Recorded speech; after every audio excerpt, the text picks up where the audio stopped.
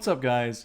Welcome to the channel. It's Undertow Tyler again, bringing you beneath the waves and into the webway yet again. And now, bringing you part one of my Dark Eldar haul. This is everything that's come in today. I still have more on the way. And I lied on my last video, actually, guys, because I said that possibly metal miniatures were coming in. But no, these are not metal. They're plastic. It's nuts. And you're probably wondering, what are these? Or if you're a longtime player, so you've been playing Dark Eldar since, like, say, 3rd edition, or a long time ago before they had their rehaul their models, you recognize those as Raiders. Yes, I found a really great deal on eBay for these Raiders. They're like $25 each. Now they definitely don't have the best paint job, but that's fine because they're all pretty much primed. They don't really have much paint on them, so I'm probably going to paint over them. However, what I don't like are these. This is a scatter laser.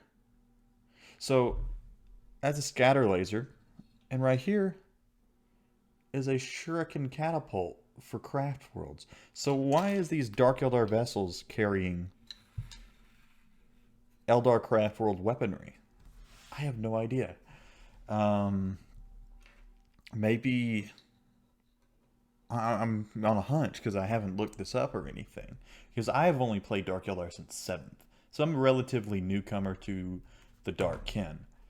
But maybe back in the old times, these were Dark Eldar used craft world weaponry. However, that doesn't really make sense because these guys are plastic, not metal. And I was really sure they were going to be metal. Funny thing, actually, when these guys came in earlier, I had the box, and it said package damaged found in here, like the city that I'm in. And I got a little bit nervous. I was like, what the hell? Hopefully USPS didn't just pull a fucking oopsie on me and just completely wrecked my package. But no, they came in just fine, I think. And I think they're sexy as shit. Look at this guy. Oh, fuck. Look at this guy. He's got all the extra bits and bobs. This could be a command raider. Or the main raider. I'm definitely going to be gluing in some disintegrator cannons or dark lances on them and running with that. However, that's the these are the Raiders. Definitely have a nostalgic feel to them. I personally am a big fan of them. I actually think they're cooler than the modern Raider. The modern Raider, well, I'm just used to it. And these guys, I'm just not used to. I really like the classic Dark Eldar look, except for mandrakes. They look like gimps. And what else came in the haul? Some data cards. You know what these are. If you don't, I'll go ahead and look through them with you. It includes all of the stratagems out of this book, as well as all the tactical objectives and the power from pain rules. So if you haven't looked at them, and they also contain a lot of the main core stratagems from the core rulebook from 8th edition, not 9th yet. However, I believe they'll still remain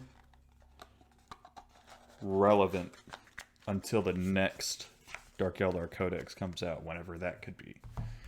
Maybe they'll be the first Codex to come out, but probably not likely. Now, I do have a complaint about whenever this book came in, because this is fresh out of the package and it has this crease right here. That's ridiculous. It's kind of annoying. But, I mean, it came in this packaging right here. So it was really, this was the only thing taking the brunt of any sort of damage. So I really wish they put it in an actual box so it wouldn't receive that unfortunate amount of damage. Because imagine if this was like a collector's edition. Imagine if this was a hardback. Like, no, it's hardback, but imagine if it was the collector's edition of the Codex. Now, I would have been pissed. But yeah, I got the Codex. I got the Raiders. So there's no unboxing really. Uh, I mean, I don't have the actual box set that is coming in. Stay tuned for that, by the way. That should be coming in any day now. And that's going to be a huge unboxing. You're going to love it. And I definitely have not seen anybody unbox it yet. I think you guys are going to enjoy it. Now, about these Raiders, I will probably be getting new Raiders soon, but with the new box coming in, I'm gonna have, and the box that I have over there, I'll have up to 30 Cavalite warriors. So I bought 3 Raiders to transport all of those warriors. I personally think it is, you should always put your warriors, your witches, and your racks into transports.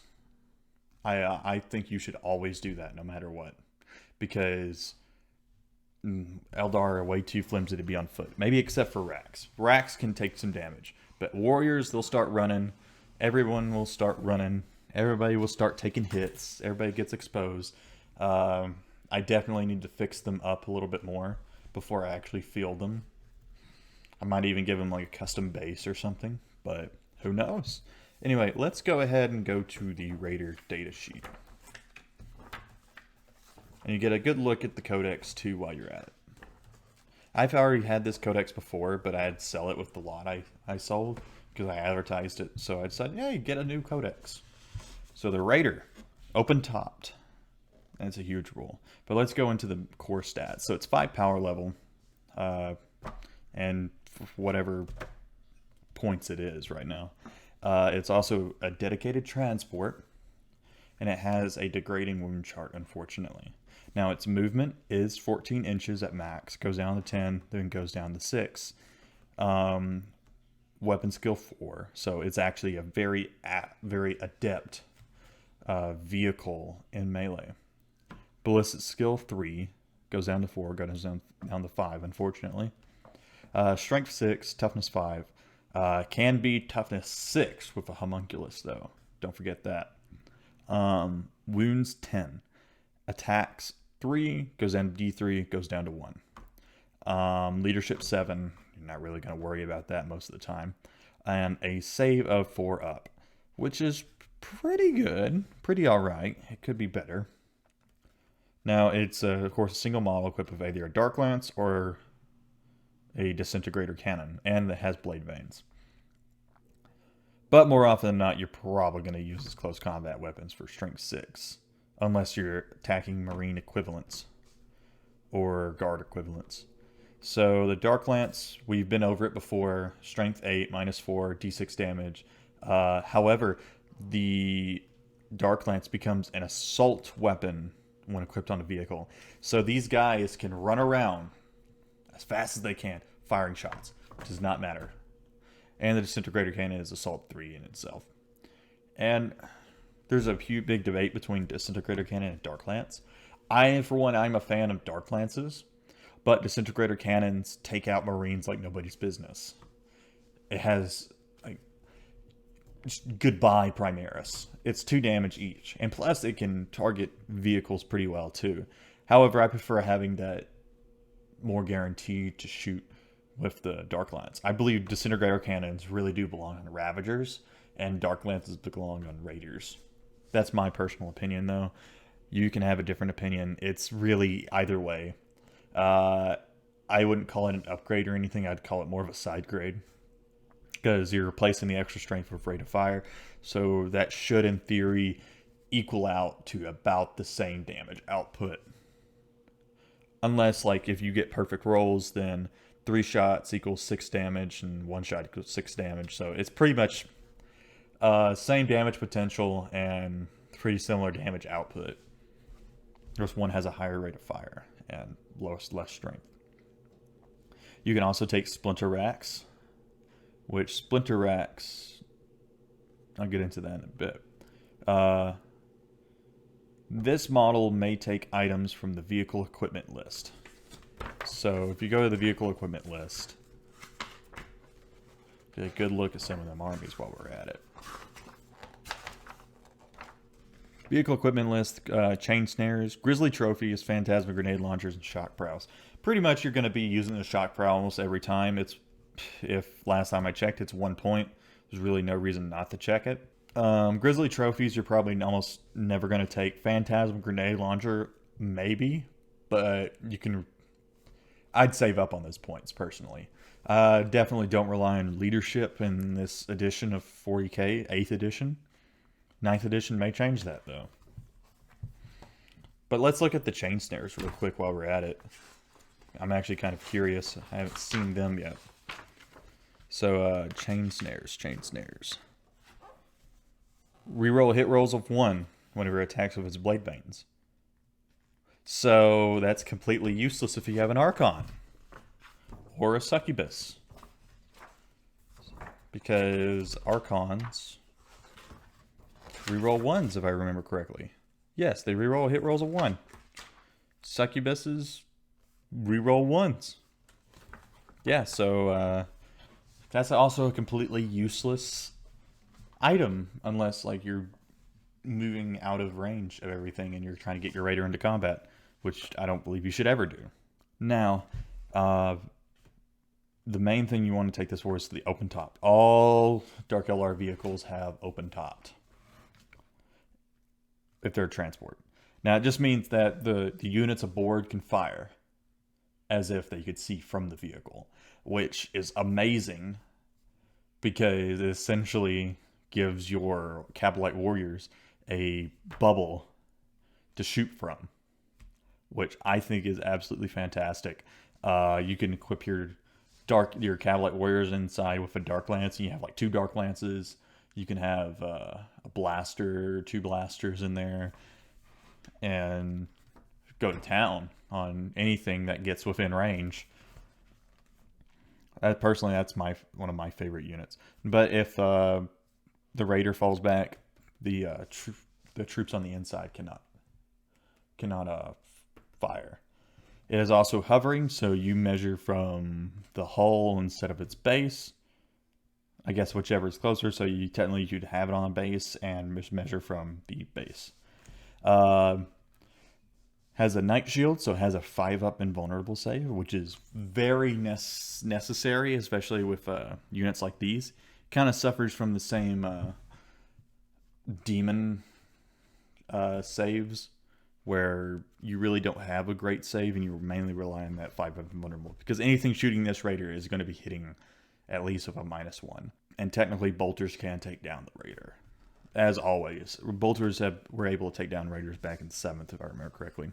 It can also explode on a 6, D3 damage within 6, D3 mortal wounds. It's basically most vehicles. So I wouldn't really count on the explosion unless you're facing Alpha Legion, because Alpha Legion can blow you up on 3s. Splinter racks. If this model has splinter racks, then each time a model that is embarked on it shoots a splinter pistol or splinter rifle, you roll a 6-up to hit, and with that weapon it scores 2 hits instead of 1. That's pretty good. That's really good. Especially when you combine that with the Serpent's Kiss from the Cabal Poison Tongue, which you're rerolling wound rolls of 1. So if you want to go all out poison, although if you were doing that, I'd recommend going with Venoms, because they can spit out way more Splinter Fire. You can basically equip them with 2 Splinter Cannons for less than a Raider and 10 Cavalite Warriors with a Splinter Cannon. So that would work well with the Cabal of the Poison Tongue, but it is not the best combination with the Cabal of the Poison Tongue. There's a lot of different combinations you do with these Cabals and any obsession. And not only that, you can put the Raiders into a Witch Cult. So there's not really many Witch Cult obsessions that go really well for Raider. The only one I can really think of is maybe Red Grief, because advance and charge. This is good in general. You're going to get your Raider in, and then your Witches can disembark the next turn and then charge. Homunculus Covens, you can get your Toughness 6 Raiders. You get, I'd say probably Butchers of Flesh would be the best obsession with Raiders if you're using it in close combat, but Raiders, you're not using your vehicles in close combat is what I'm trying to say. It's not its ideal thing. Raiders are just good in general. They're one of the most versatile units. Venoms are a little bit more specialized, but Raiders are definitely huge. They're really useful in any situation you put them in. I prefer Raiders to Venoms. That is my personal preference because they can carry those heavy weapons and not have any penalties, and they can move quickly. And you can fire and fade them, if I remember correctly. Fujikari unit from your army. So yeah, you can fire and fade with them. You can do a lot with the Raiders.